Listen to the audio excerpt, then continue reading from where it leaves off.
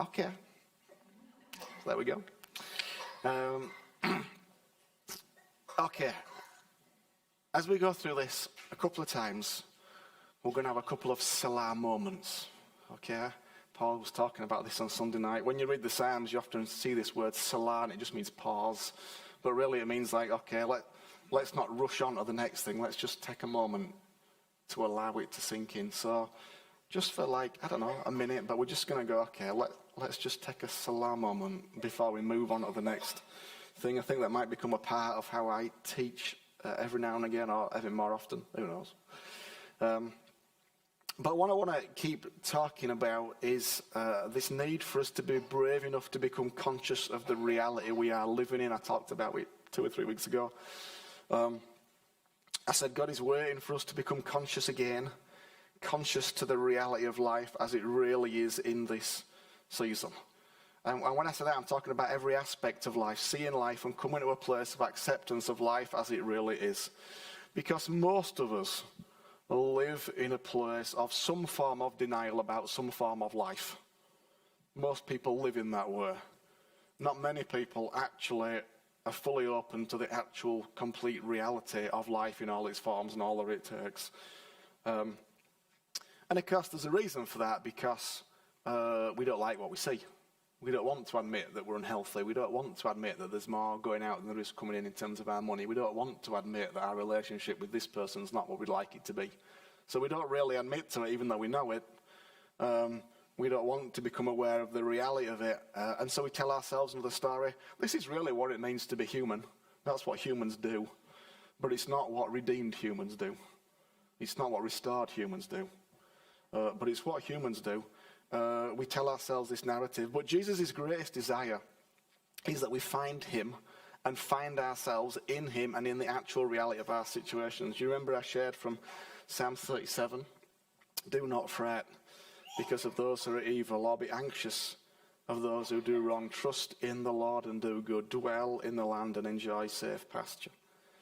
How many of you know that fretting is a waste of time? That worrying is a waste of time? It's a waste of emotional energy, and yet we manage to be incredibly good at it. But fretting is really just a waste of time and energy. But of course, as we move forward, it's really important that we learn more and more to flow in and live out of your spirit. Because when you start to fret about things, what happens is you then start to have an emotional response, and you often operate out of that emotional response. But the kingdom is not built on your emotional responses. The kingdom is built on the Spirit of God. The kingdom's built when we move by the Spirit, in the Spirit, and display the fruit of the Spirit, which may well have some emotion with it. And then I talked about dwelling in the land. That's this idea of living in reality. Okay. The first step for any change is to accept where we are. If you went a 12-step program for alcohol, the first step is this. We admitted we were powerless over alcohol, that our lives had become unmanageable.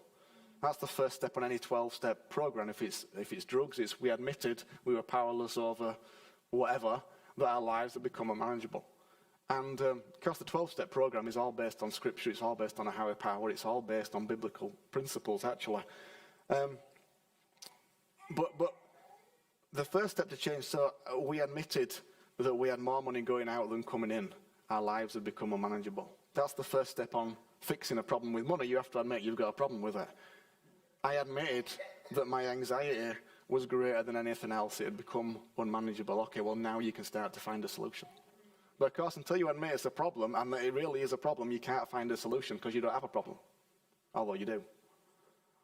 In other words, there's an issue that I'm dealing with, or more likely not yet dealing with, and this is the issue.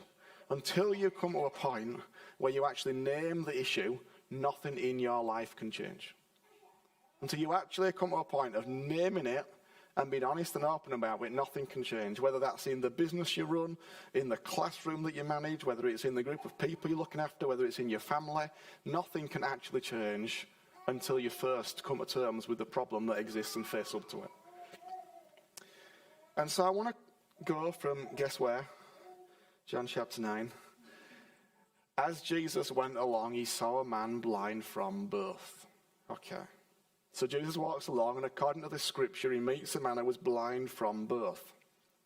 We know what that means. It means that when he came out of his mother's womb, this man, he didn't have the ability to see in the natural. His eyes did not function as they were designed to function. But of course, his genesis was not in his mother's womb. His genesis was before that in God. And in God, he could see perfectly well. In his original good design, he could see perfectly well. Because according to Ephesians 1 and Romans 8:29, you were not born initially. You were born into the world when you came as a human being, but you were in the heart of God where before that, and in the heart of God, he could see. In the heart of God, he could see perfectly well. And of course, when Jesus looked at him, he went, okay, you can see really well. You just haven't come to that realization yet. Your body's not caught up with the original design yet. That's really what's going on here. Romans 8:29 says, he engineered us from the start to fit the mood of sonship and likeness according to the exact blueprint of his design. We see the original and intended shape of our lives preserved in his Son. He is the firstborn from the womb that reveals our genesis, our beginning. He confirms we are the invention of God. And the reason we're talking about Genesis and beginnings and who you are is because of this truth. You see, when we talk about seeing reality, there's the outside reality, where we're at, relationships, finances, health, all that. And we've got to see that deeper, but we've also got to learn more and more to see ourselves more clearly. And of course, you are not trying to find yourself or create yourself. You are not trying to. I love the way that Emily McDowell puts it. Finding yourself is not really how it works. You are not a $10 bill in last winter's coat pocket. You are also not lost. Your true self is right there, buried under cultural conditioning, other people's opinions, and the accurate conclusions you drew as a kid that became your beliefs about who you are. Finding yourself is actually returning to yourself. It's an unlearning, an excavation, a remembering of who you were before the world got its hands on you. Okay, so who were you before the world got its hands on you? If that's what you're becoming, who were you then before the world got its hands on you?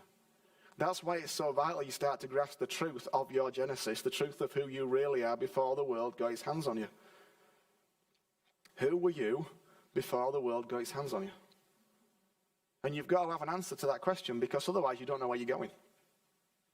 If you don't know who you were before the world got its hands on you, then actually, well, what can you find? You've got to try and invent yourself or come up with something, but you don't need to invent yourself. You've just got to go back to your original good design. I think everybody needs to just have a ponder on that question. We're going to have a ponder in a second. But what is your true identity? What's at the core of you? Is anxiety at the core of you? Is shame at the core of you? Is pain at the core of you? Is disappointment at the core of you? Or is goodness, peace, or hope at the core of you? And of course, there may well be anxiety, shame, pain, disappointment, but that is a wrapper around the core. It's not the core. What the enemy does is cause you to believe that is the core. But it's not, it's just a wrapper. All that stuff's just a wrapper around the core. But it's all right me telling you that, but what's important is, what do you think it is? Do you think it's the core, or is it the wrapper? And really, the journey of discipleship is the journey of unwrapping the core of you. That's meant to be the journey that you're on. Is to unwrap all that stuff to release the core. Okay, first Salah moment. Just take a moment. Who were you before the world got its hands on you? Ponder it. Write some words down. What's wrapper and what's core? Just have a think for a moment.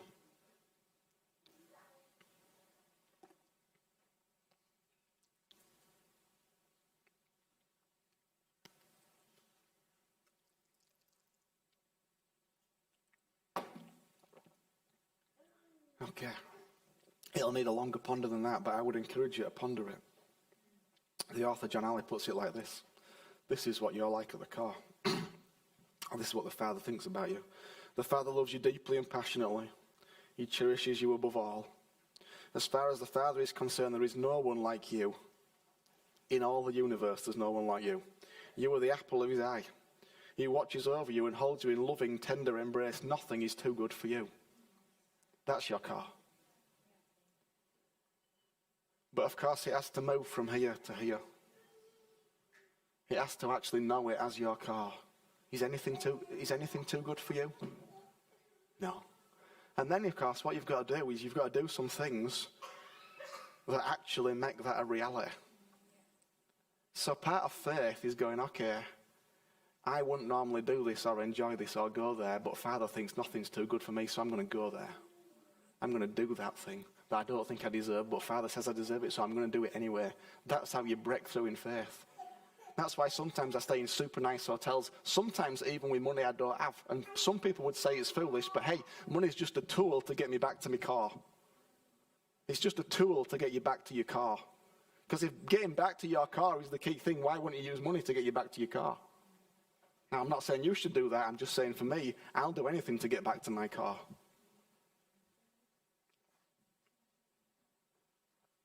So sometimes I stay in the nicest hotel I can find and remind me nothing's too good for me. Not really. Because you've got to know what heart that comes from and do it in the right way. But sometimes it can be helpful. Of course, the issue with us is that just like the man in John 9, we all struggle with blindness. We know some things, but we don't know everything. We can do some things, but we can't do everything. We can fix some things, but we can't fix everything. We understand some things, but we can't understand everything. The truth is all things are possible, all things belong to you, and all things are yours. That's the truth according to your Genesis, your beginning. But right now, because of those wrappers that are around everybody, some of them are available to you, and some are not, because some you can see and some you can't. At the trustees meeting we had this week, Paul shared this quote from Bill Johnson, who said, the proof of a transformed mind is when the impossible becomes logical. That's fantastic, isn't it? The proof of a transformed mind is when the impossible seems logical. I like that a lot. Because the problem is, if you're blind, it's very difficult to navigate anywhere. Even trying to navigate familiar places is difficult if you can't see very well. And trying to navigate unfamiliar places is particularly tough. The other day, Faye had one of the worst migraines she's had in a long, long time. So she had this thing on her eyes, so she had no light in her eyes. And I literally had to guide her around the house. Now that's our house that we've lived in for 14 years, but she still needed to be guided through the house that she lived in because she couldn't see. So literally I'm telling her there's a step there, and I'm guiding her. Well, of course, because when you're blind, you need help, don't you? And what you realize is let me not jump ahead. Of course, if you're not seeing very well in the spirit, then navigating life can be really tough. You end up bumping into things, knocking things over, and generally being clumsy in life. And I don't mean physically, I mean in our relationships. People who are clumsy in their relationships are people who are not able to see very well. I mean, obviously, there's other factors as well, but generally, if you realize that person's really clumsy in there, okay, well, it's because they can't see very well. They're not able to see what's going on. They're not able to understand themselves or see what's happening around them. You end up being quite clumsy if you can't see. In your interactions with other people, you end up hurting them, saying things that are unhelpful. And it's all because you're not seeing clearly. But it's also helpful to understand that, because if somebody is clumsy in their relationships with you, you go, okay, they just can't see very well. And suddenly, hopefully, grace arises for them because you recognize, okay, they just need to see a little bit there. And maybe we've got to pray for people's ability to see rather than start pointing the finger at saying why they hurt us. And when I talk about seeing well, I'm not talking about seeing with my mind. I'm talking about seeing in the Spirit, seeing what God is doing and flowing with that. So for me, I felt these last couple of days as I was just listening on the train going back up to Jesus, that in this new era, I won't be spending much time developing my mind. Because I don't need my mind in this new era, I need my spirit. I don't need to do some course or need to read any strategy books I need to develop my spirit. So for me, if I want to develop my spirit, I've got to spend time doing that, because any time I spend developing my mind won't actually help me. I want to see in the spirit and know what God's doing.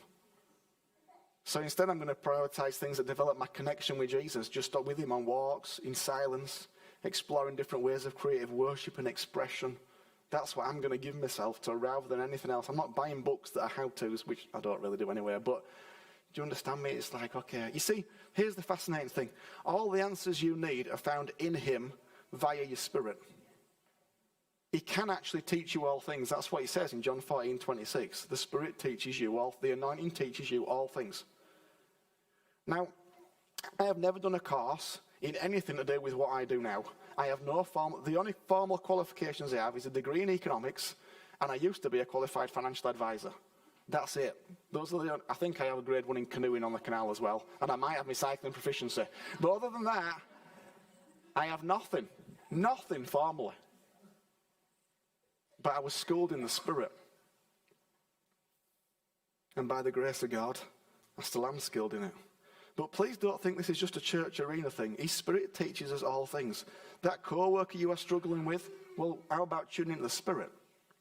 That IT issue you're struggling with, how about tuning into the Spirit? That child you are struggling with, how about tuning into the Spirit? Instead of looking at the latest Instagram post on parenting, why not just spend some moments with Jesus and find out what he says about it?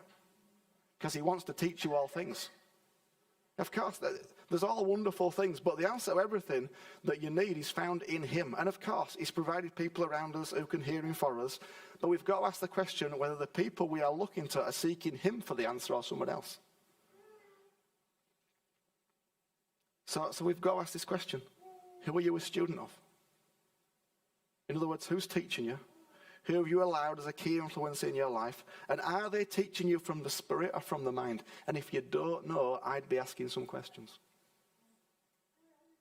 Think about the people you talk to, the people you follow on social media, the books you read, the videos you watch, the people you go to for advice.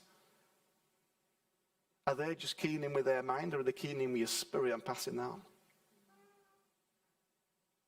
Because if you really want to kick on in this new era, you've got to be a student of those who are teaching you to think with your spirit rather than your mind.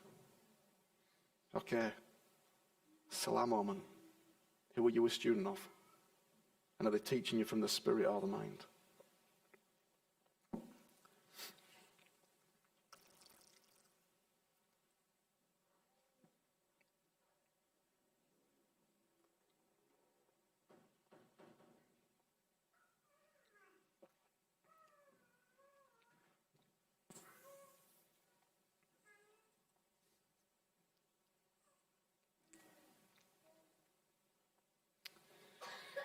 They came to Bethsaida, and some people brought a blind man and begged Jesus to touch him.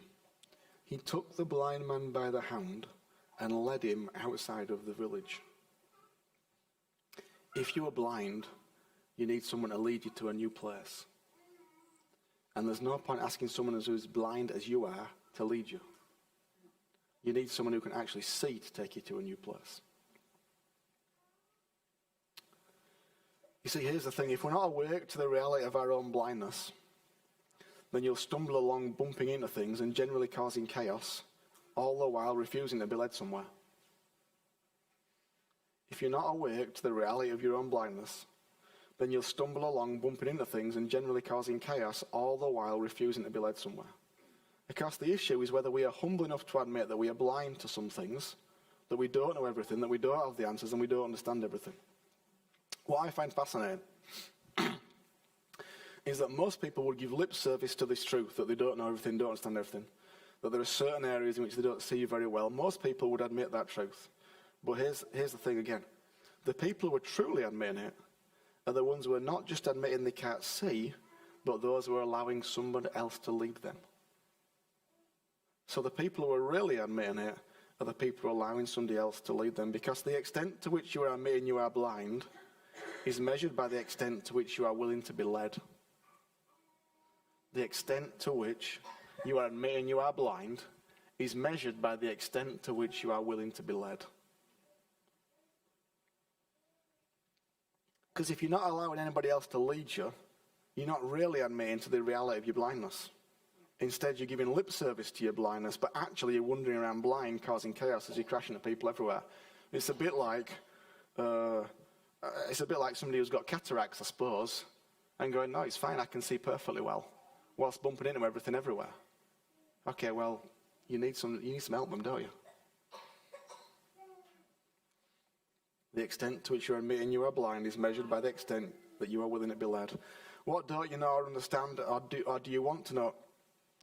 What don't you know or understand, and do you want to know or understand? Because if you do truly want to know and understand, you will have asked someone to lead you to a new place. If you actually do want to go somewhere else, you'd have asked somebody to take you there. The proof that you want to see something different, that you want to deal with your blindness and see something new, is shown by the extent to which you ask someone to lead you to a new place. So if you want to know your real answer to the question of whether you are dealing with your blind spots, you've got to ask, who's leading me and who am I following? Have I actually asked somebody to help me see? And here's the key. If I spoke to the person who you say is leading you, would they be able to tell me clearly and articulate clearly where you have asked them to lead you? Would they know? Because that tells me whether you've shared it properly or not. So I know that if you ask Paul, where are you leading Adam, he'd be able to tell you exactly where, because I've clearly shared it with him and he knows and he's clear where we're going. But that's the real test, whether they actually know. Okay, finally, a couple of thoughts about people that I would be led by. Because of course there are many people willing to hold out their hand and offer to lead you to a new place, to help you navigate life. And again, this is not just about our internal lives, but it's about the whole of life. You see, we have more information than we've ever had in the history of the world, which is not good, because it leads to information overload and decision fatigue. And they're all real things that you can read books about. We are worse at making decisions now because we have too much information. That's the reality in our lives.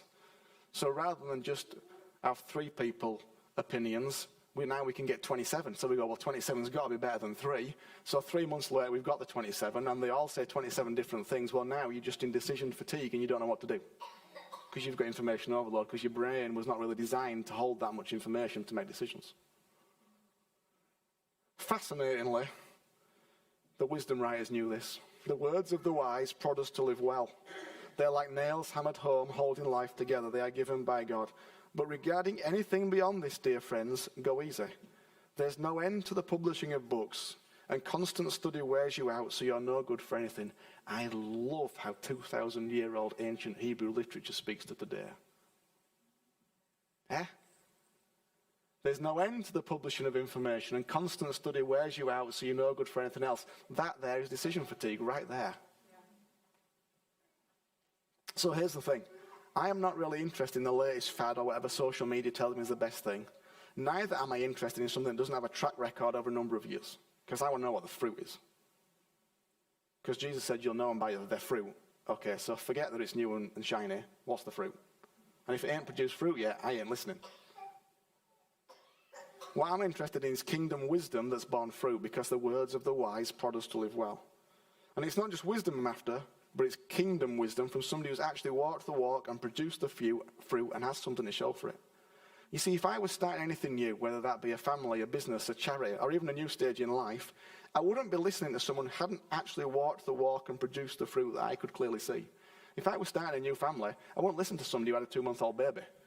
Sorry, but they don't know anything. I'd be listening to somebody who had an 18-year-old and going, tell me about it. That's what I'd be doing. Who had an 18-year-old who I could look at and go, if my child were like that, I'd be very happy. I'd go talk to them. I'd be doing that. I would be seeking out those who would demonstrate that produce something of kingdom value on the earth over a decent period of time. If we're starting a charity, I wouldn't just Google it. I'd go, John Kirkby, what do I need to do to get with you? What will it take to sit down with you for an hour and a half? And it cost me a very expensive meal. That's what I'd do, because that would be worth it. If I wanted to start a Christian school, I know what I'd do. And it wouldn't be Google. No, but do you understand me?